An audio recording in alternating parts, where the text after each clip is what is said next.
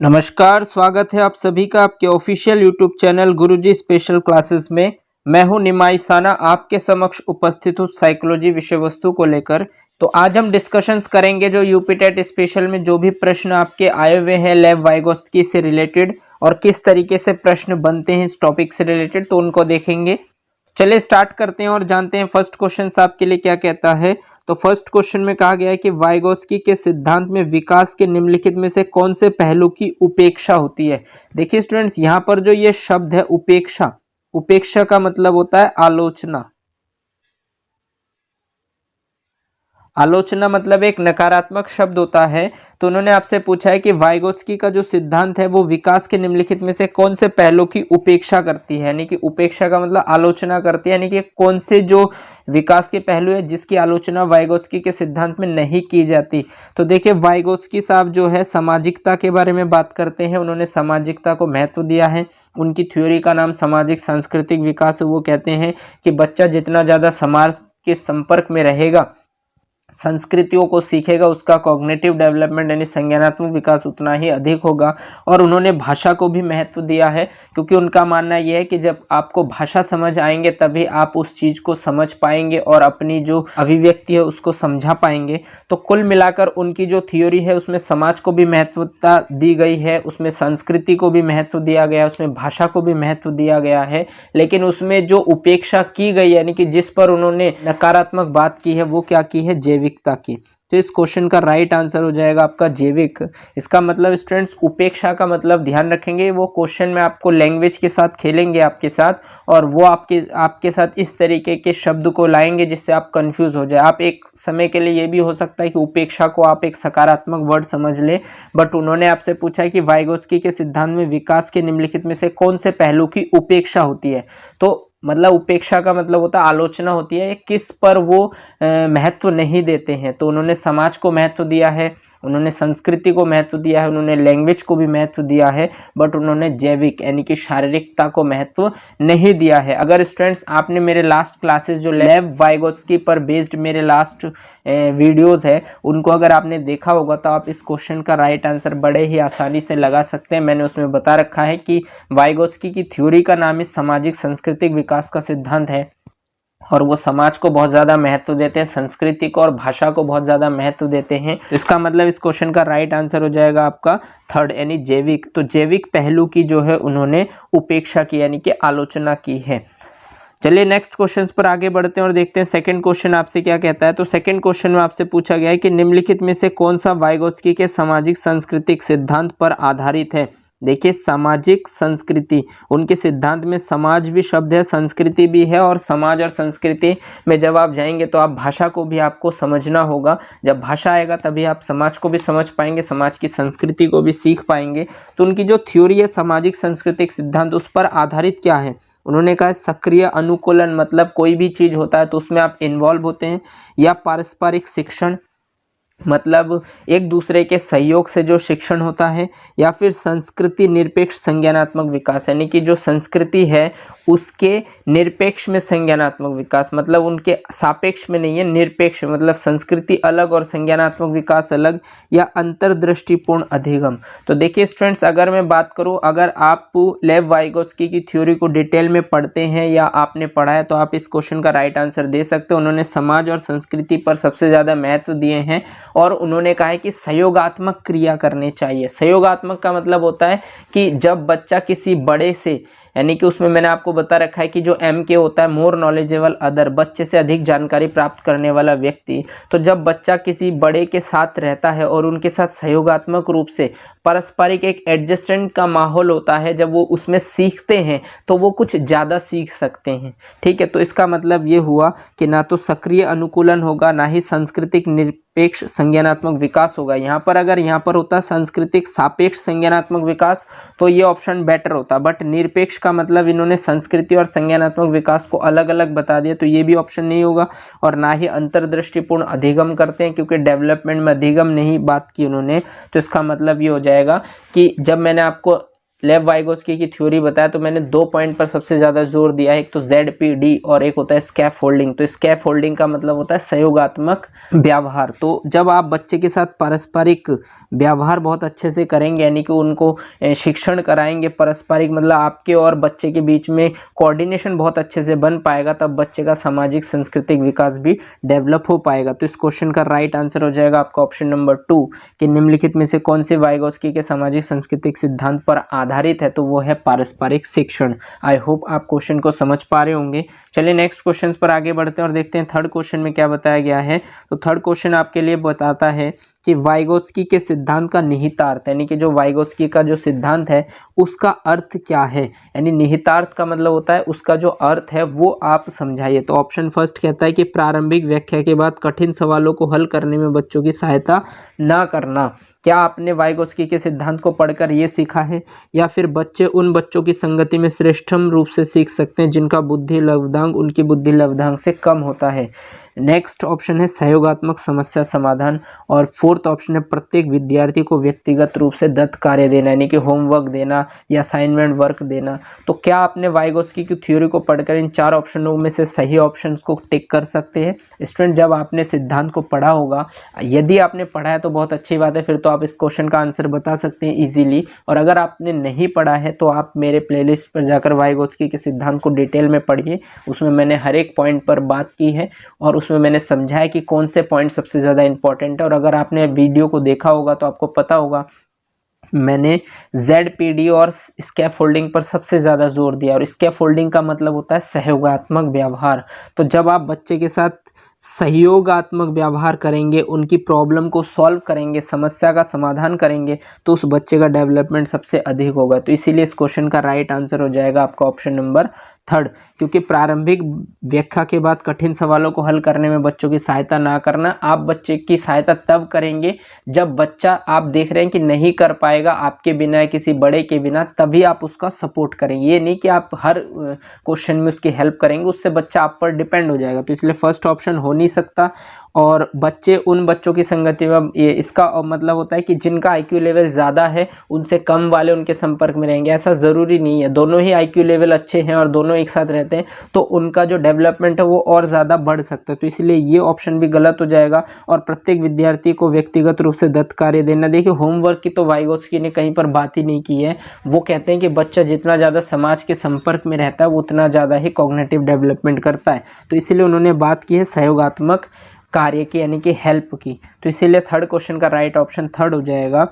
I hope आप question को समझ पा रहे होंगे। चलिए नेक्स्ट क्वेश्चन पर आगे बढ़ते हैं और देखते हैं फोर्थ क्वेश्चन में क्या बताता है। फोर्थ क्वेश्चन में बताया वाइगोत्स्की बच्चे के सीखने में निम्नलिखित में से किस कारक की महत्वपूर्ण भूमिका पर बल देते हैं?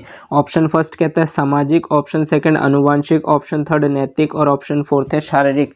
तो देखिए अगर आपने थ्योरी को पढ़ा होगा, मैंने जिन शब्दों पर सबसे ज़्यादा महत्व दिए हैं तो उन्होंने अनुवांशिक पर महत्व नहीं दिया, उन्होंने फिजिकल की बात भी नहीं की, उन्होंने मोरल की बात भी नहीं की, उन्होंने सबसे ज़्यादा महत्व दिया है समाज। और उनकी थ्योरी से भी आप समझ सकते हैं कि उनकी थ्योरी का नाम भी है सामाजिक सांस्कृतिक विकास का सिद्धांत। इसलिए इस क्वेश्चन का राइट आंसर आपका सामाजिक हो जाएगा। आई होप आप क्वेश्चन को समझ पा रहे होंगे। चलिए नेक्स्ट क्वेश्चन पर आगे बढ़ते हैं और देखते हैं फिफ्थ क्वेश्चन में क्या कहता है। विचार ना केवल भाषा को निर्धारित करते हैं बल्कि उसे आगे भी बढ़ाते हैं। यह विचार डैश द्वारा दिया गया, यानी कि जो थॉट पर बात की है, यानी कि थॉट ना कि लैंग्वेज को निर्धारित करते हैं बल्कि जो थॉट होते हैं वो लैंग्वेज को आगे भी ले जाते हैं।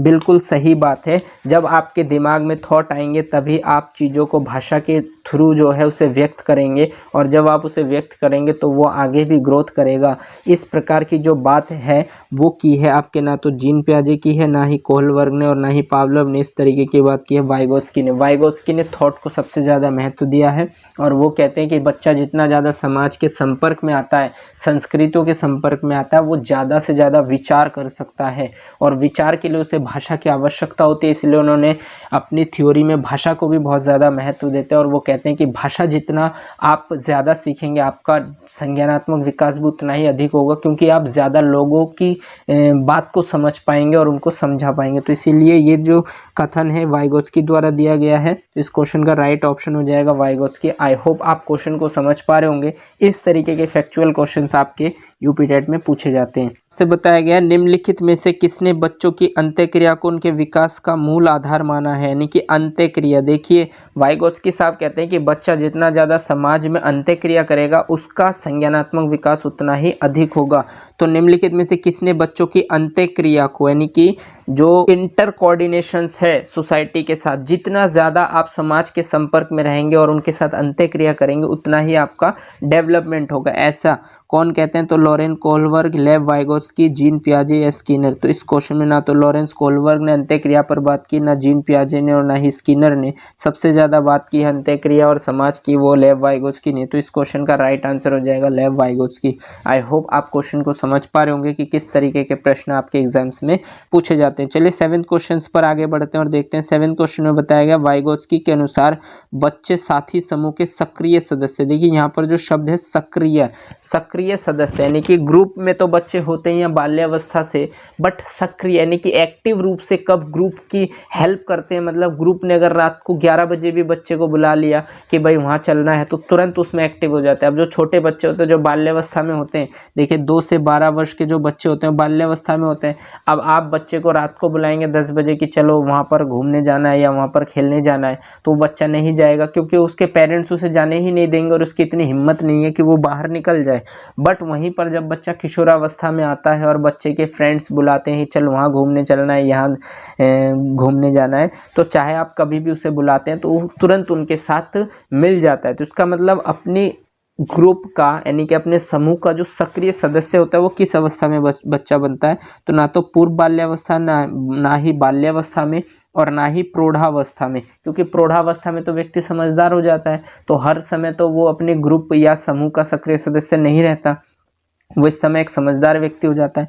तो अगर आप ऑप्शंस के अकॉर्डिंग भी जाएंगे स्टूडेंट तो आप बाल्यावस्था नहीं हो सकता, पूर्व बाल्यावस्था बिल्कुल नहीं हो सकता और प्रौढ़ावस्था भी नहीं हो सकता। इस क्वेश्चन का राइट आंसर हो जाएगा किशोरावस्था। और वैसे भी आप जानते हैं कि जो बच्चे हम उम्र के बच्चे जो एक ग्रुप में सक्रिय सदस्य होते हैं, चौकड़ी जमाना, कहीं पर खड़े होना, है ना, तो इस तरीके की जो एक्टिविटीज़ है वो ज़्यादातर एडोलसेंट पीरियड के बच्चे ही करते हैं। आप देखते हैं कि जो बच्चे 12 से 18 के बीच में हैं वो कहीं भी ग्रुप बना के खड़े हो जाते हैं, लड़ाई झगड़े करना, यहाँ घूमना वहाँ घूमना, इस तरीके की गतिविधियां बच्चे किशोरावस्था के ही करते हैं। तो इसलिए इस क्वेश्चन का राइट आंसर आपका किशोरावस्था हो जाएगा और आप ऑप्शन छाट कर भी इस क्वेश्चन के राइट आंसर तक पहुंच सकते हैं। आई होप आप क्वेश्चन को समझ पा रहे होंगे।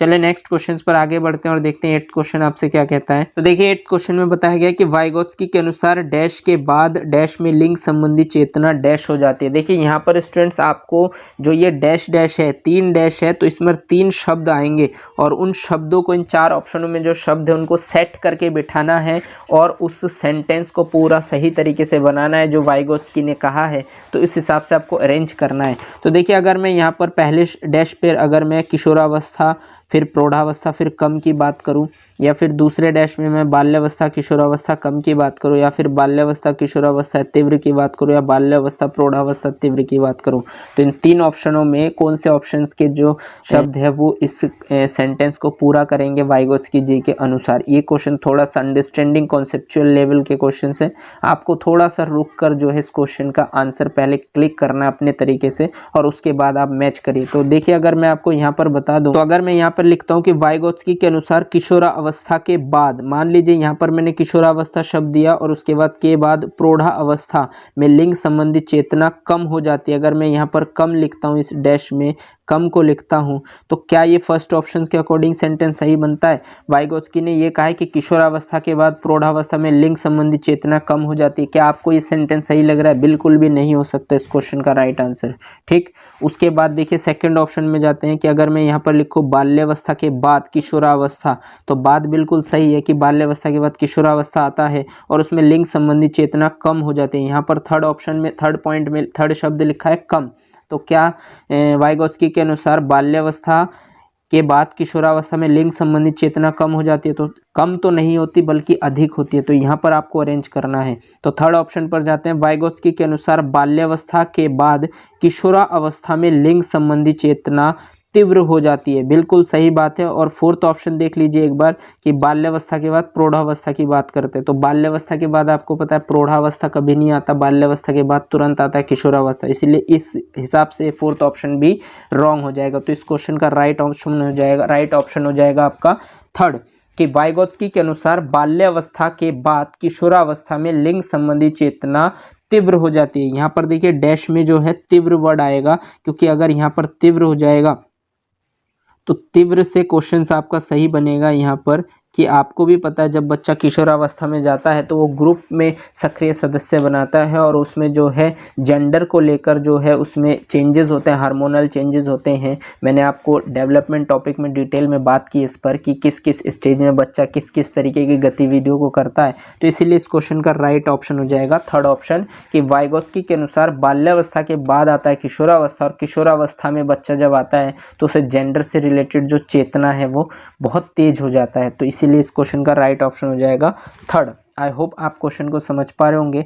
चलिए नेक्स्ट क्वेश्चन पर आगे बढ़ते हैं और देखते हैं नाइन्थ क्वेश्चन में क्या कहता है आपसे। तो नाइन्थ क्वेश्चन में बताया गया कि वाइगोत्स्की के सामाजिक विकास के सिद्धांत के अनुसार बालक को डैश में जिस प्रकार की डैश प्राप्त होगी उसका डैश भी उसी प्रकार होगा। यहाँ पर भी आपको 3 शब्द वाले एक ऐसे ऑप्शन को छांटना है जो इस सेंटेंस को बिल्कुल कंप्लीट करते हैं वाइगोत्स्की के सामाजिक विकास के सिद्धांत के अनुसार। तो देखिए अगर मैं यहाँ पर लिखूँ वाइगोत्स्की के सामाजिक विकास के सिद्धांत के अनुसार बालक को विद्यालय में जिस प्रकार पुस्तकें प्राप्त होंगी उसका विकास भी उसी प्रकार होगा, क्या ये शब्द सही बैठता है? या फिर वाइगोत्स्की के सामाजिक विकास के सिद्धांत के अनुसार बालक को समाज में जिस प्रकार की सुविधाएं प्राप्त होगी उसका विकास भी उतना अधिक होगा? या थर्ड ऑप्शन है विद्यालय सुविधाएं विकास, और फोर्थ ऑप्शन है परिवार संपत्ति विकास। यदि स्टूडेंट्स आपने मेरे वीडियोस को देखे होंगे वाइगोत्स्की से रिलेटेड तो इस क्वेश्चन तक आप बहुत ही आसानी से समझ जाएंगे, बहुत ही आसानी से पहुंच जाएंगे, क्योंकि मैंने आपको पहले ही बता रखा है कि वाइगोत्स्की ने सबसे ज़्यादा महत्व समाज पर दी है। तो देखिए इसमें पहला ऑप्शन विद्यालय, इसमें थर्ड में भी विद्यालय और फोर्थ में भी परिवार, तो ये तो बिल्कुल भी नहीं हो सकता। और सेकंड ऑप्शन में पहला शब्द जो है वो समाज है। देखिए समाज, इस ऑप्शन को अगर आप सेट करेंगे तो बिल्कुल क्वेश्चन राइट बनेगा। वाइगोत्स्की के सामाजिक विकास के सिद्धांत के अनुसार बालक को समाज में जिस प्रकार की सुविधाएं प्राप्त होगी उसका विकास भी उसी प्रकार से होगा। ये बिल्कुल सही बात है, क्योंकि वाइगोत्स्की ने समाज पर सबसे ज़्यादा बात की है, और उनका मानना ये है कि बच्चा जितना ज़्यादा समाज के संपर्क में रहेगा, जितनी ज़्यादा उसे फैसिलिटी मिलेगी, उसका डेवलपमेंट यानी कॉग्निटिव डेवलपमेंट उतना ही अधिक होगा। इसीलिए इस क्वेश्चन का राइट आंसर हो जाएगा आपका ऑप्शन नंबर 2। आई होप आप क्वेश्चन को समझ पा रहे होंगे स्टूडेंट्स। ये होते हैं कॉन्सेप्चुअल, यहाँ पर आप रट्टा नहीं मार सकते, आपको चीज़ों को अरेंज करना, समझना, अंडरस्टैंडिंग डेवलप करना बहुत ज़्यादा ज़रूरी है। इस तरीके के प्रश्न बहुत ज़्यादा पूछे भी जाते हैं, और ये अंडरस्टैंडिंग लेवल के क्वेश्चंस होते हैं। इसमें आपके चांसेस होते हैं कि आप मिस्टेक कर जाए यदि आपने चीज़ों को सही तरीके से नहीं पढ़ा हो तो। आई होप आप क्वेश्चन को समझ पा रहे होंगे। चलिए नेक्स्ट क्वेश्चन पर आगे बढ़ते हैं और देखते हैं 10th क्वेश्चन। तो वाइगोत्स्की के अनुसार किसी बालक के विकास में सबसे महत्वपूर्ण योगदान निम्न में से किसका होता है? ऑप्शन ए परिवार का, ऑप्शन बी है विद्यालय का, ऑप्शन सी है समाज का, और ऑप्शन डी है धर्म का। अगर आपने वाइगोत्स्की की थ्योरी पढ़ी है तो आप आसानी से इस क्वेश्चन का राइट आंसर देंगे। बहुत ही आसान क्वेश्चन है कि वाइगोत्स्की सबसे ज़्यादा समाज पर बात करते हैं, इसलिए इस क्वेश्चन का राइट आंसर भी समाज ही होगा। आई होप आप क्वेश्चनों को समझ पा रहे होंगे स्टूडेंट्स। इस तरीके के प्रश्न आपके एग्जाम्स में पूछे जाते हैं वाइगोत्स्की टॉपिक से रिलेटेड, और वाइगोत्स्की के टॉपिक को यदि आपने देखा है तो बहुत अच्छी बात है, और प्रैक्टिस सेट भी आपको क्लियर हो गया होगा। और अगर आपने वाइगोत्स्की की थ्योरी नहीं देखी तो मेरे प्लेलिस्ट पर जाकर, मेरे चैनल की प्लेलिस्ट पर जाकर आसानी से आप वाइगोत्स्की टॉपिक 2 वीडियोस मैंने उस पर बनाए हैं, उस पर डिटेल में बात किया, आप उनको देखकर इजीली वाइगोत्स्की की थ्योरी को समझ सकते हैं। आई होप आपको सारे प्रश्न अच्छे लगे होंगे। आज के लिए बस इतना ही। अगर आपको ये क्लास अच्छी लगी हो तो इसे लाइक कीजिए, अपने दोस्तों के साथ शेयर कीजिए, और अगर आपने चैनल को सब्सक्राइब नहीं किया है तो चैनल को सबसे पहले सब्सक्राइब कर लीजिए और बेल आइकन को भी प्रेस कर दीजिए, ताकि इसी तरीके के बेनिफिशियल वीडियो जब भी मैं आपके लिए बनाऊं तो आपको टाइम टू टाइम नोटिफिकेशन मिलते रहें। धन्यवाद। जय हिंद।